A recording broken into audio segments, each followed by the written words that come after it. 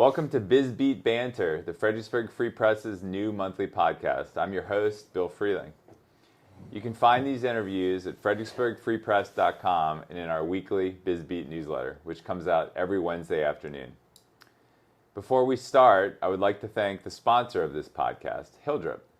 Since 1903, Hildrip has been helping Fredericksburg-area residents and businesses move into the next exciting chapter, whether that's across town, across the country, or across the world.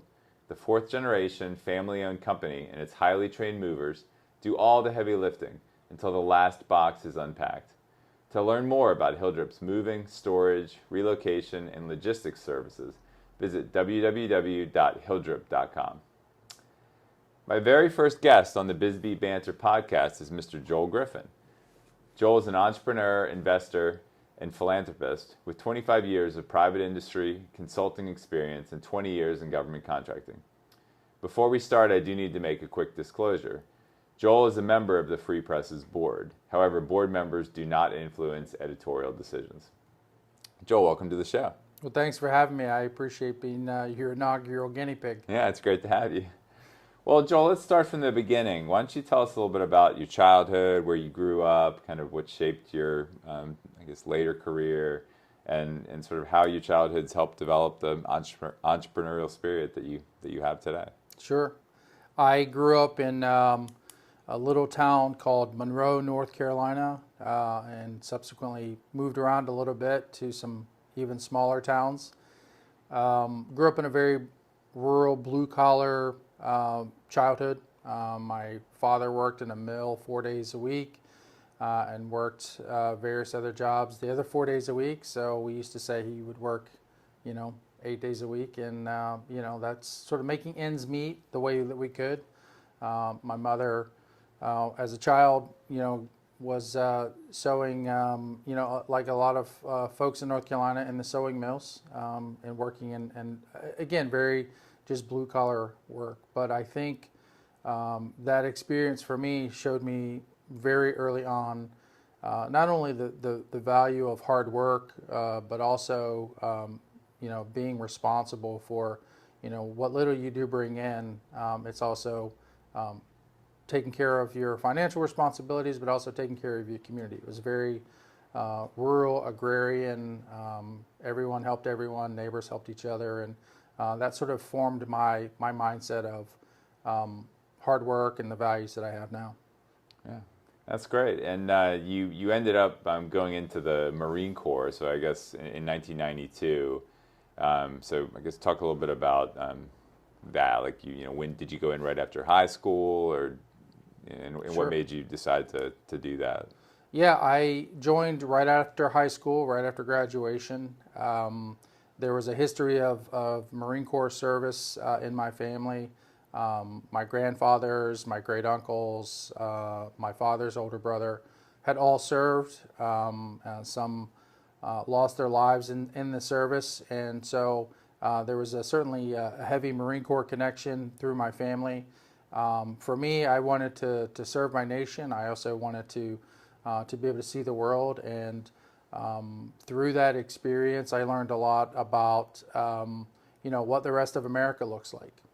Serving with people from all over the nation and people who were coming from different walks of life really sort of opened my eyes beyond the small community that I grew up in, and helped me to understand that people are just trying to do the best they can and get by, but it also taught me a lot about leadership, individual responsibility. So I learned quite a bit from the Marine Corps. It's certainly, I would say, the backbone of my leadership philosophy.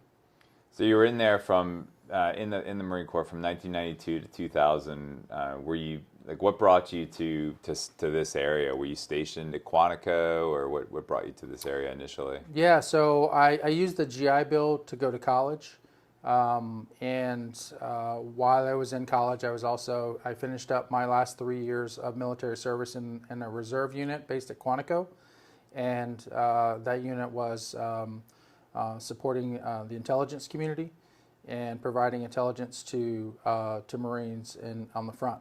And that security clearance, the intelligence background, my experience in the infantry, led me to a career like a lot of Marines here in this region, to a role in government contracting. I've worked for Lockheed Martin, Unisys Corporation, Booz Allen Hamilton, and all of those were great experiences for me.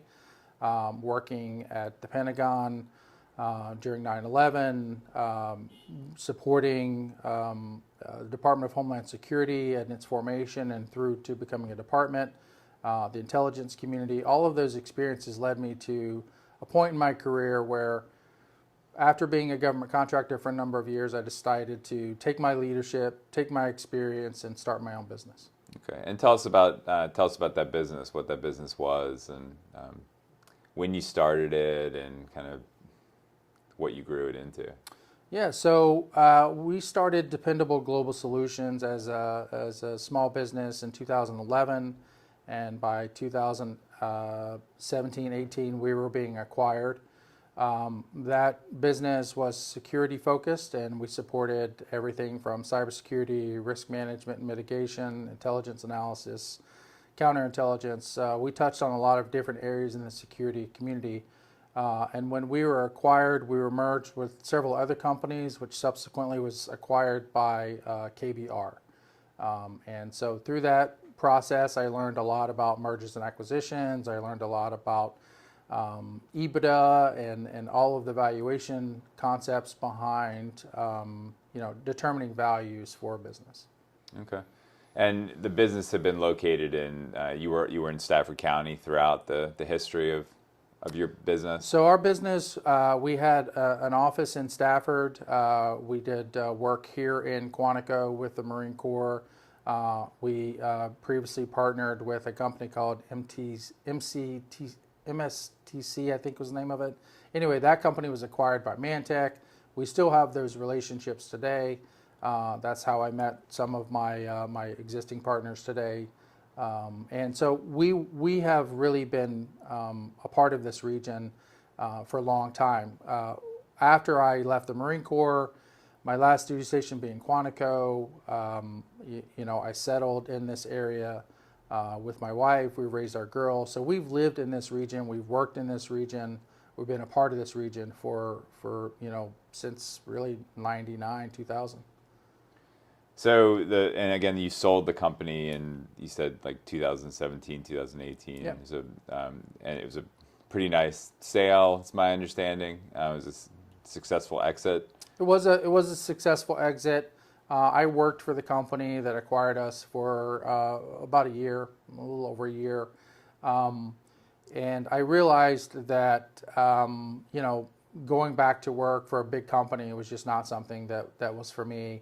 I explored the idea of just consulting as an individual. I explored the idea of maybe starting another small business. But I think what I settled on was that some mix of those through investing was probably the next sort of logical path for me. So how old were you when you sold the company back in 2017, 2018?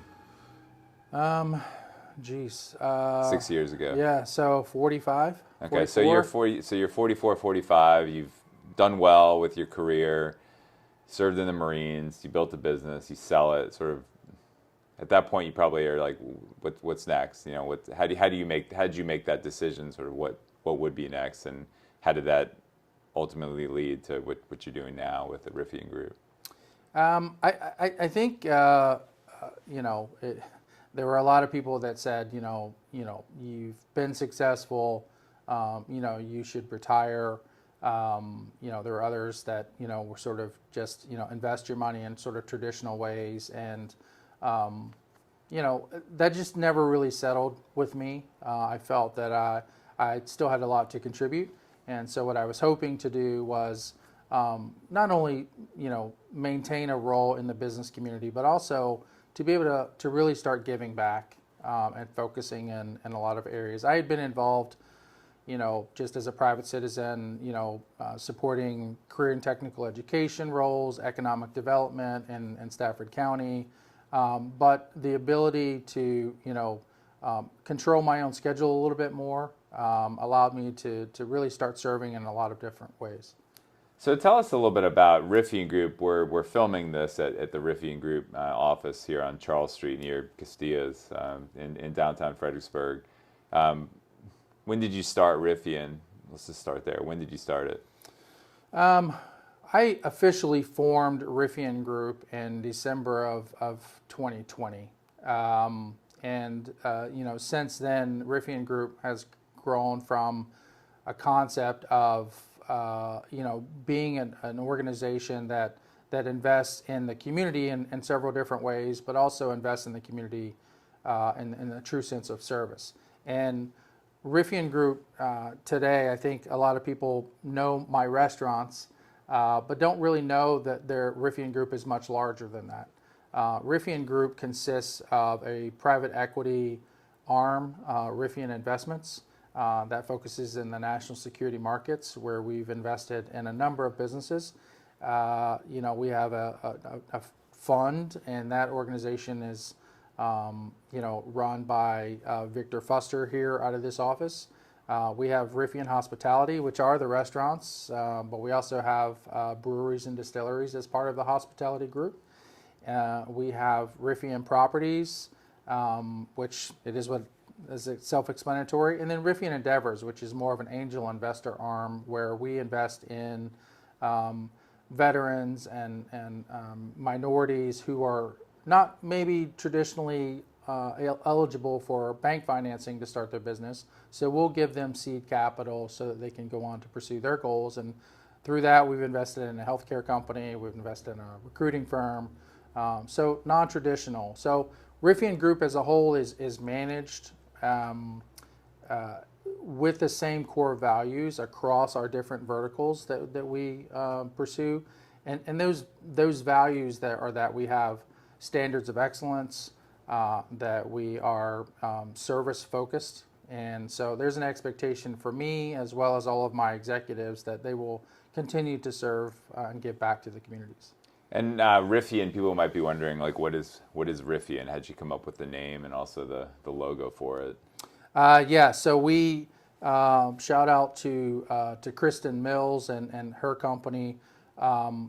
She is an amazing marketing professional. She really has helped me early on in forming the strategy around Riffian Group, but all the credit goes to her. We went through many machinations of my initials, JG Financial, JLG, you can imagine, and all of those were taken in some way. And so we did some brainstorming, but in the end, Riffian in Greek mythology are the mountains that the gods lived on.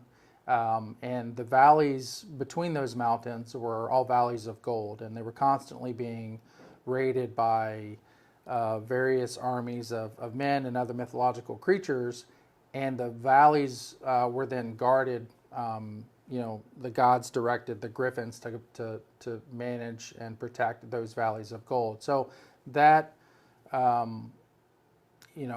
mythological mindset of a Griffin protecting others' gold really aligns to our belief here, and so it became our brand. The Griffin symbol is on the logo, and it's a great metaphor for who we are as an organization. And you've grown to be a fairly large organization. How many people do you have working directly for Riffian? I think if you include the restaurants and the private equity firm and all of the other entities that we've invested in, we have well over 200 employees. Wow.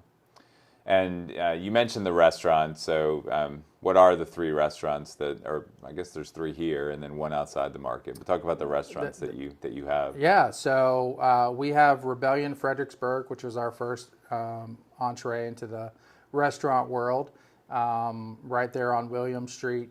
It's a focus on bourbon and appreciation for bourbon, and Rebellion, for those that don't know, is named after the Whiskey Rebellion, and it was really a way to represent the fact that people who may be at odds can come together over a glass of bourbon and really work through their issues and talk about their differences and still come together. And we like to imbue that through the food and the service that we have there. Then we opened Rebellion Leesburg, which is still doing very well. We're excited to have that. That's the only place in Leesburg where you can have a private cigar. And here locally in Fredericksburg, we then acquired Castilla's and Sky Bar. And we took a lot of heat when we made that acquisition because we were very intentional about dividing Sky Bar from Castilla's. And that intentionality really focused on the kinds of service that we wanted to offer. And Castilla's is a family-focused Italian restaurant, and Sky Bar is a traditional, more upscale bar that we are catering to two different audiences. And we wanted to represent that by putting up a divider wall between those two businesses. And while they're still in the same location, they do offer two different experiences. And then most recently, we opened The Port, which is over on George Street, the former Spencer Devon location, as a lot of people still refer to it. We still have the beer tanks. We still make our beer on site, but that is a seafood focus. And we have, had a great grand opening last week, and we were excited to have a lot of people in there. But it's the only seafood focused restaurant in the area. We have a lot of competitors who serve great seafood, but ours is focused on that. But if seafood's not for you, we do offer some options like a steak or a portobello mushroom sandwich. So we've got some great options for everyone. And we were just in there for the Biz Beat Clips video that we do. So this, I think, will be coming out before that video, but that will be coming out soon for a more in-depth look at the port. So are there more restaurants in your future, do you think, here in downtown or elsewhere? Well, we have always got our irons in the fire for future concepts. There's such a great region for entrepreneurs who are looking for areas to expand. One of the most recent partnerships that we were happy to announce is our partnership with Ironclad Distillery. They're not new, but they are new to the area and purchased the old Kenmore Inn, which is now the Ironclad Inn. Our partnership with them is focused on promoting their bourbon as a partner, but also promoting the event space and the rooms at the bed and breakfast. Is the Ironclad brand can be found at like at Rebellion? And Absolutely. Yeah. Ironclad can be found at all of our restaurants and bars. It can also be found in several of our cocktails. As a matter of fact, we've included it in our bourbon cream in one of our desserts. So so Ironclad has been a great partnership for us, and so we try to work with local vendors as much as possible, but if an opportunity exists for us to partner with them in a more formal way, we certainly are looking for that too. Okay. And you mentioned kind of the angel investing and we talked a lot about the restaurants, but you have a lot of different types of businesses. Can people invest in Riffian? Like, do you take outside investors? And if so, like, how does someone go about doing that? Absolutely. So, Riffian Group, I knew going in, it would be hard to ask someone to give their hard-earned money to a new organization. And so I self-funded a lot of this to sort of get it launched. I think where we are now, we have created a reputation of being, genuine, hardworking, you get what you pay for sort of mindset. And that goes back to my upbringing in North Carolina, my military experience. But the short answer to your question is yes, absolutely. We are an investor-led organization. So our private equity firm is a traditional SEC-managed fund where we have very strict controls on how we're able to take investor funding. That's a $10 million fund. We've raised about $7.5 million at this point. We're looking to close that fund out in 2025. The companies that we've invested in are all national security focused, whether it's cybersecurity, AI, or drone technologies. And, that is where we are actively looking for investors. In our hospitality group, it's a little bit different. We have one investor at the hospitality group level, but most of our investors are at the individual restaurant level. So someone will say, I'm interested in this concept and I want to invest in helping getting this launched. And so that's why at our grand opening you saw, Carrick Longley, Kevin Harkins, Dan Singh, Kevin Dillard wasn't there, but he's another partner in that concept. So, and then Griffin Endeavor is the same thing.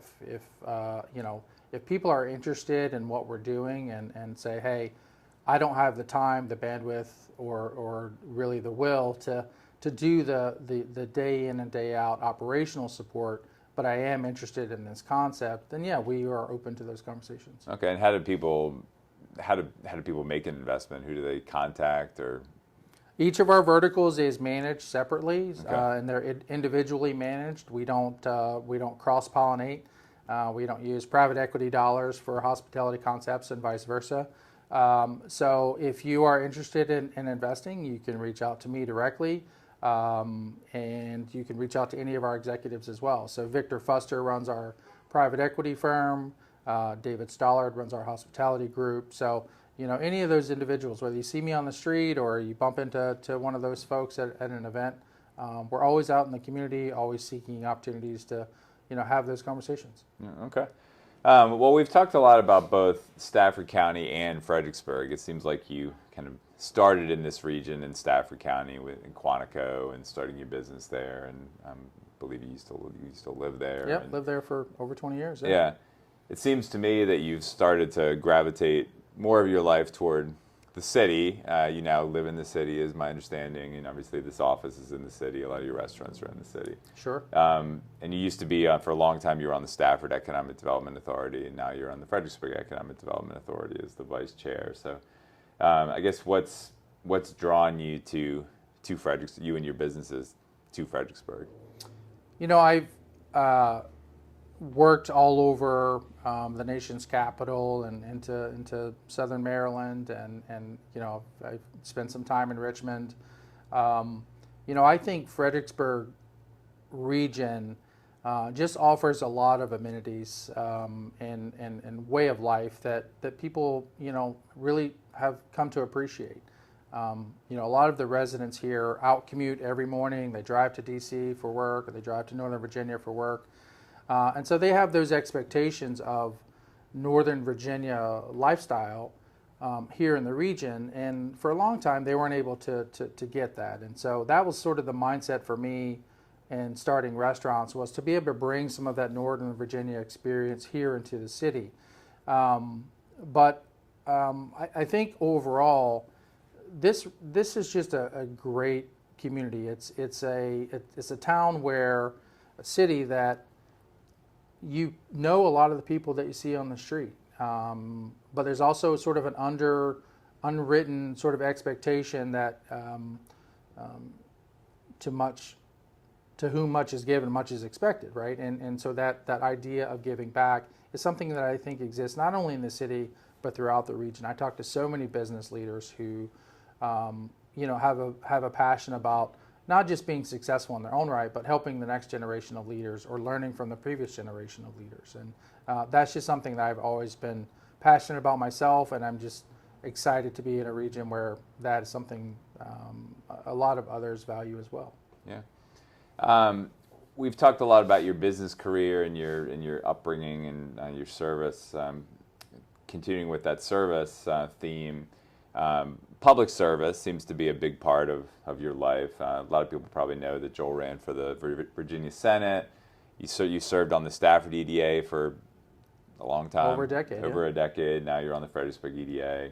Just looking at your bio, you're on the boards for the Fredericksburg Regional Alliance, the Chamber of Commerce, the Stafford Hospital Foundation, the Germanna Educational Foundation, probably more. So first of all, how do you have the time? How do you balance your life to have time for family? And we'll get something else we'll get into with the next question. So family and charitable endeavors and business endeavors and then public service. How do you manage your life to be able to do everything you need to do?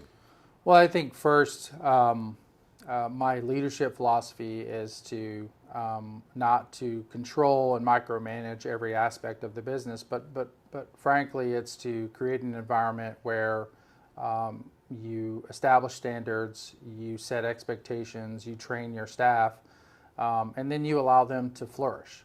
And I've been very fortunate to work with a lot of professionals. Kylie Starris, who runs Griffin Group, she's been with me for over 15 years, and she probably doesn't want me to say that, but we've worked together for a long time, going back to when I started Dependable Global Solutions originally, and that consistency, that longevity of working together, the leadership that we have in the business allows me the opportunity to serve on a lot of the boards and committees. There's also an expectation that they also serve. For example, Victor Fuster serves on the Military Affairs Council, David Stollard serves on the Main Street, because that's where their professional experience can lend the most value. So this is not just for me, but it is a sort of an institutional mindset. But at the end of the day, service is something that I was raised with the expectation to serve your community, to serve your nation in the military, and that has carried through to today. And serving in the capacities where my experience can be an added value, whether it's economic development, whether it's continuing education, cybersecurity, any number of different facets. So if I feel like I can add value and I'm asked to serve, then I will always raise my hand. It is a struggle. My days start early and end late, but this is not work for me. This is something I'm very passionate about, so I enjoy it. I enjoy the outcomes, not for me personally, but the outcomes that we are enriching and bettering our community. Okay. And on I mentioned you ran for the Virginia Senate. Do you anticipate that there'll be additional political, do you have political aspirations moving forward? I think for me that, again, if there's an opportunity to serve, I certainly will seek that out. If I can add value, then I always want to do that. So I don't think anyone would be surprised to hear me say that there are political aspirations in the future. But for now, I'm focusing on making sure that the candidates who have thrown their hat in the ring and are enduring that trial by fire that our society puts candidates through, that they're successful. And even if the candidates that I don't vote for are the winners, I still believe that our democracy relies on people to be involved, people to be informed citizens, and you may disagree on a political issue or a policy here and there, but at the end of the day, stay involved. Serve your community. Talk to your elected officials, even if they're not your political affiliation.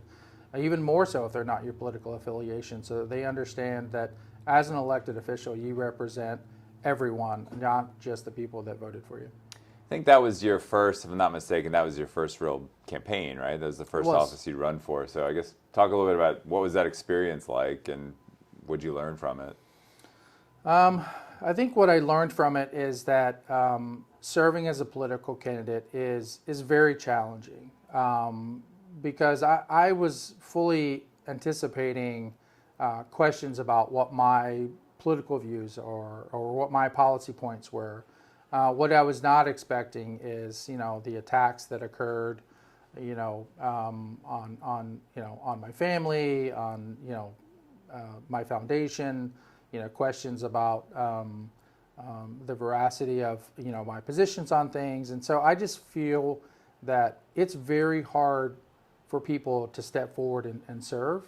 And I think we have to do a better job as a community to encourage the people that are leaders, encourage the people who have good ideas, encourage the people who want to take that step, encourage them to step into those roles. And despite the rigors of a political campaign, I think it's important. I think our democracy is better served when people step forward.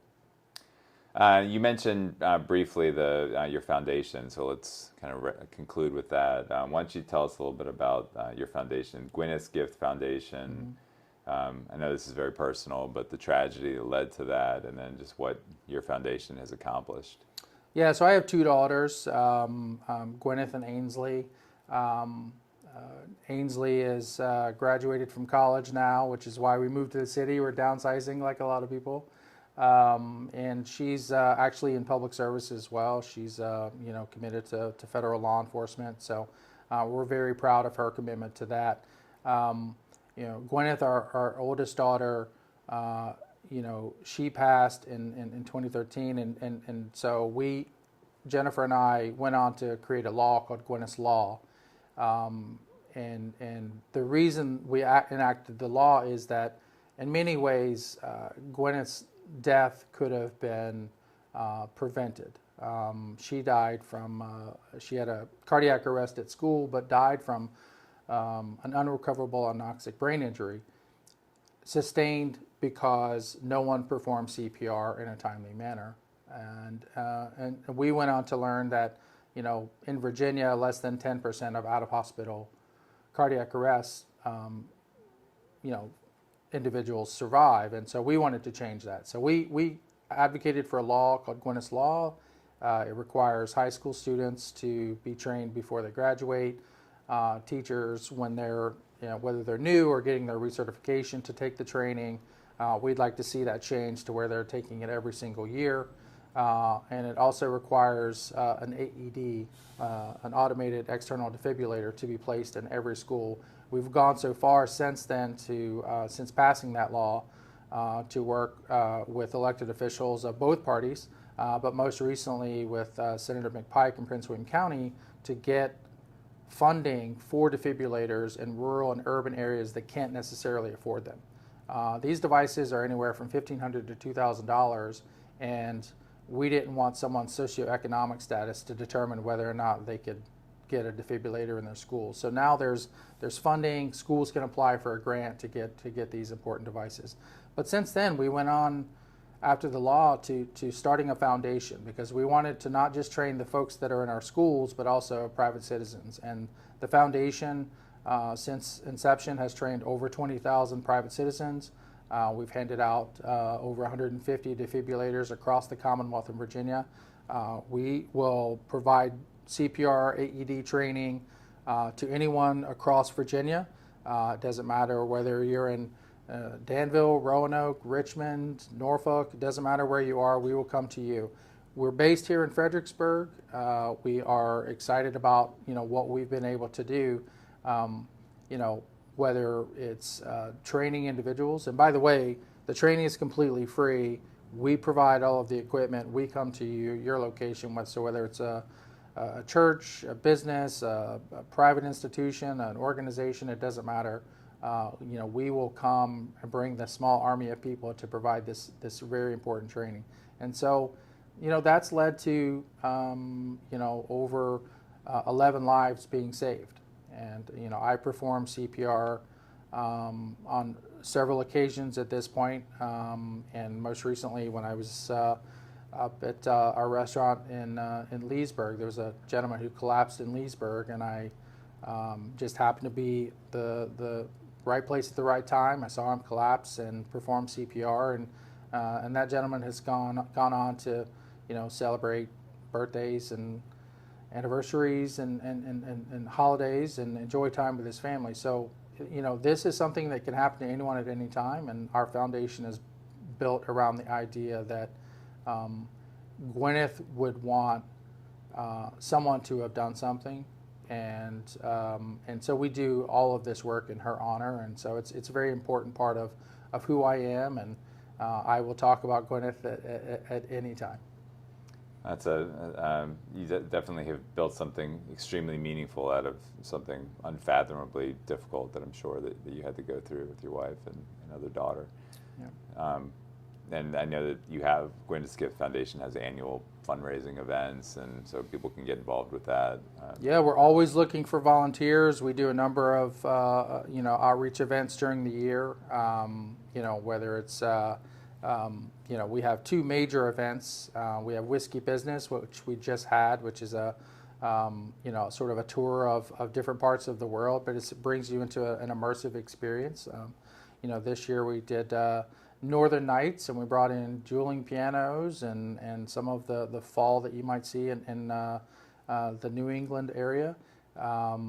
This coming April, we'll be doing our annual Mom Prom event, which is a women's only event focused on just getting women out to enjoy themselves for a night of celebration and festivities. You don't have to be a mom, but the idea is to pull out an old dress from your closet and just come out and have a good time. And that has been, tremendously successful to the point where this coming April we'll be doing it in Expo this year to allow for all the people who are trying to buy tickets. Well, Joel, you've really accomplished a lot in your life between your service and your business endeavors and your foundation and your family. And so Fredericksburg's been lucky to have you. It seems like you're pretty well grounded here and plan to stay here moving forward. I have no plans to leave the Fredericksburg region. I love the entire region. It's an extremely vibrant community. From Stafford to King George. There's so much growth here. The dedicated passenger rail line, data centers, an emerging food scene here in the city itself. Frankly, it's just I think one of the hotbeds for Virginia, and I'm proud to be a small part of that. Yeah. Well, we look forward to seeing what you do next. We'll keep tabs on that, and of course stay in touch with you. Really appreciate you coming and sharing some of your time with us today, and being our guinea pig, like you mentioned, the first ever episode of Biz Beat Banter. So I really enjoyed talking to you. It's always my pleasure and great to see you. All right, thank you, Joel. Thank you. Okay, so that's going to wrap things up. Appreciate everybody listening today. We'll be back in a month with our next guest, Charles McDaniel of Hildrep.